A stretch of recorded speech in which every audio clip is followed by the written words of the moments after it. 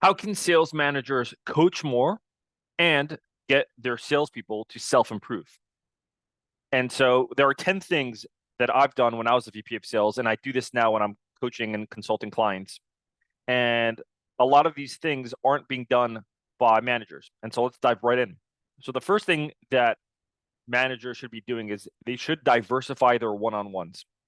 So what I mean by that is right now, a lot of managers, when they do have their one-on-ones, they're really only spending that full hour going over the reps like pipeline. And that's all we talk about, the pipeline. What's currently in your pipeline?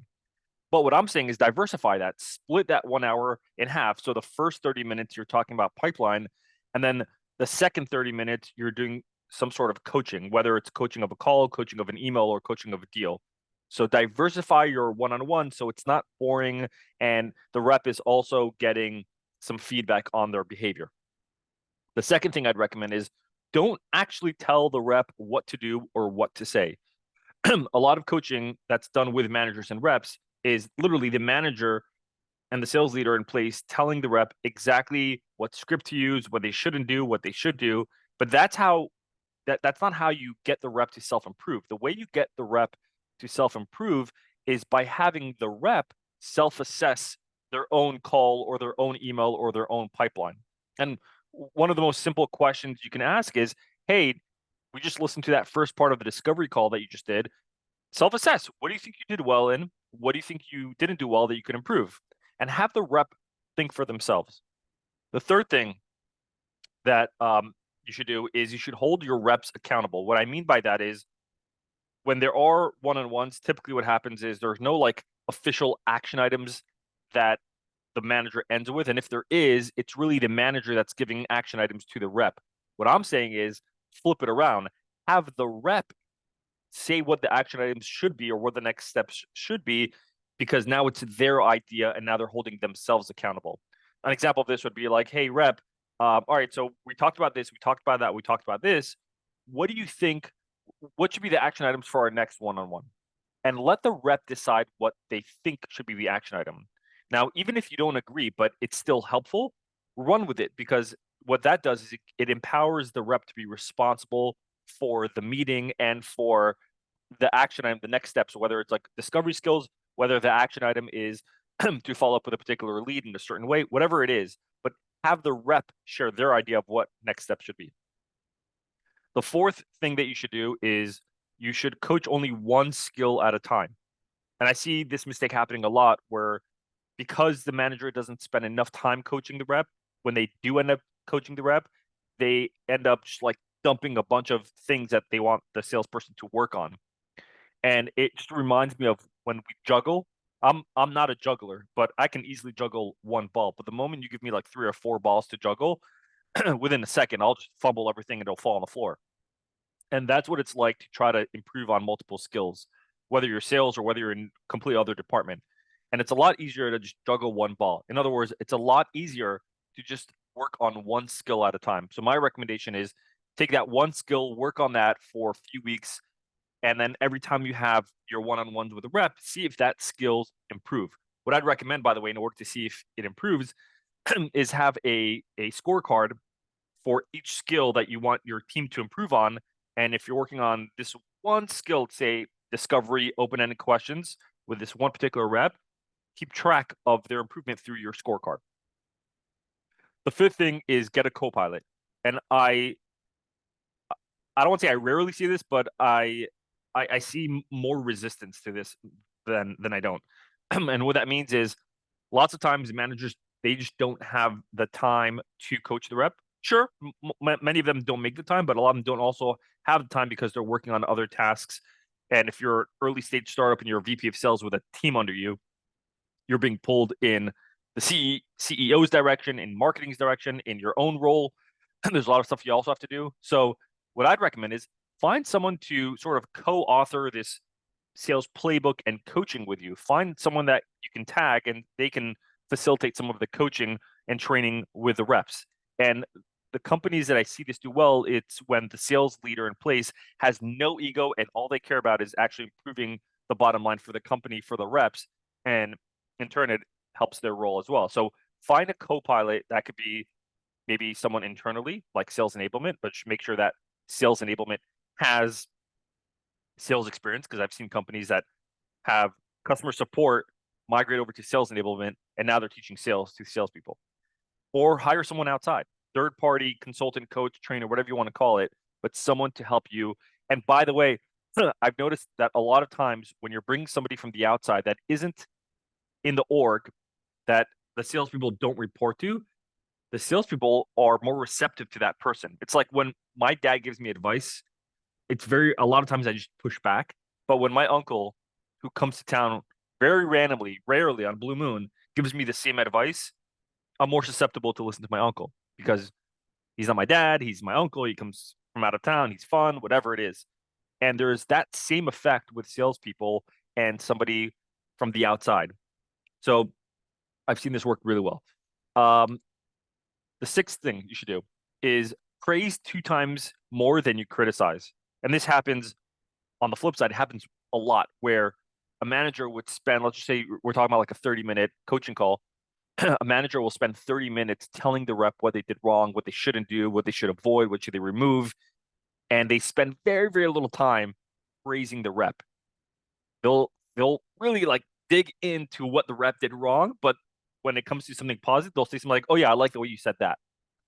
What I'm saying is, when the rep does something really, really good, praise it, go crazy, like, "Wow, that that discovery call was intense. That was amazing." Hype them up, build them up, because like a child, when you reinforce positive habits to the child wants to please you and feels good about that feeling of, being praised, that they repeat it. I have a son, and I try to have him drink water. And when he drinks water, I go crazy. I clap my hands. I jump. I'm like, "You're strong. You're like a dragon." He gets excited. So now he's more prone to drink water, because he's like, "Wow, dad likes that I drink water. I feel good that I drink water. So I want to drink water." Same thing with salespeople. If you praise them for things that they do well and you really hype it up, they're more likely to repeat that behavior, because they want to feel good and they want you to be proud of them. So that's the second one. Praise. That's the sixth one. Praise 2 times more than you criticize. Number 7. This one's very important, and I don't see this often, unless it's like a really sophisticated sales organization. But build deal frameworks. And what that is analyze the deals and the calls that you have closed, and understand how long it took to close them, what took place, like who was involved within your organization. Did you bring in a VP of sales at some point? Did you bring onboarding specialists at some point? Who did you speak to within their organization? Did you only speak to the champion? Did you speak to another stakeholder?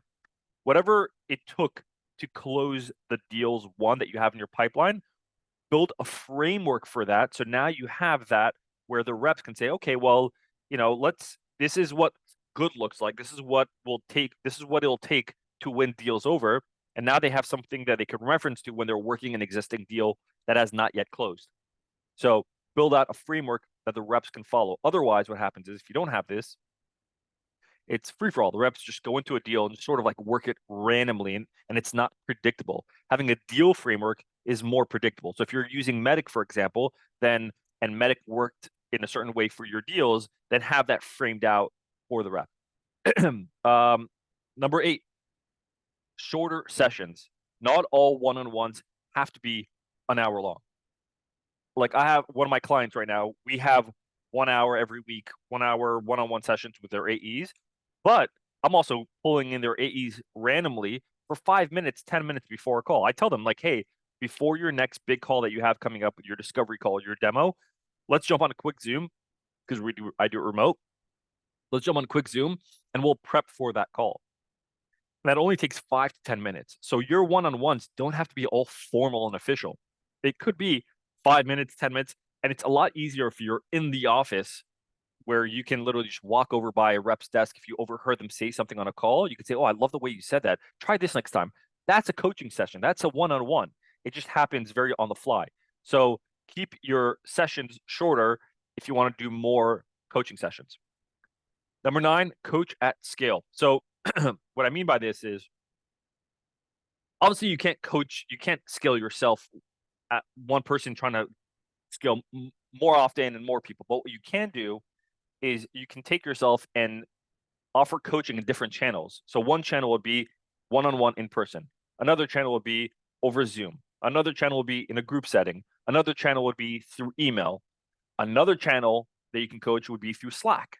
So an example of this is, let's say that you were using Gong and you were listening to one of your reps calls and there was a particular talk track that you wanted them, it's pretty good, but they could have improved it if they said it a different way, whatever it was. Then take that talk track snippet, snip it out, Slack it to the rep, and DM them a comment with that snippet of the talk track.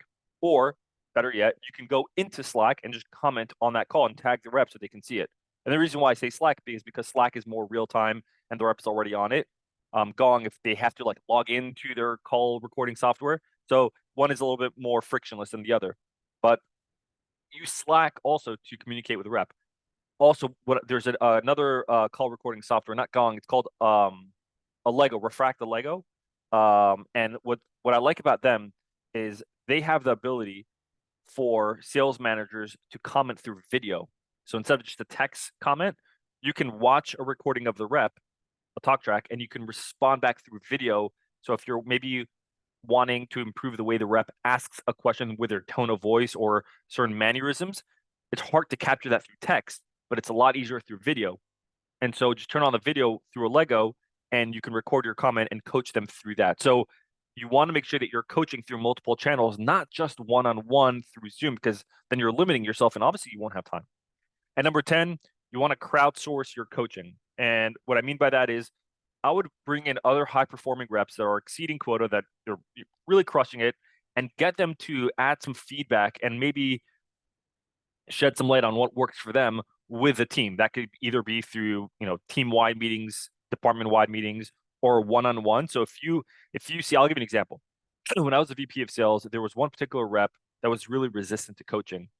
They were trying, but they were resistant, which they didn't stay on too long. But one of the things I tried to do was I took one of the top performing reps who this low performing rep looked up to, and I spoke to this top performing rep and I said, hey, listen, this particular rep is not performing. I'm trying to do whatever I can to keep them on board, but they're resisting. And I think they look up to you. They emulate you. And so would you be up for coaching them maybe once every couple of weeks or whatever it is? Or maybe just through a Slack, DM them, or if you overhear something, can you just say something to them because they'll listen? And the person said, yeah. And so I'm crowdsourcing my coaching. I'm not just relying on me, because sometimes the reps, like my uncle that comes out of town, they're more receptive to other people giving them advice. All right. So you have 10 tactical things you can do to coach more and coach better and to get your reps to self-improve.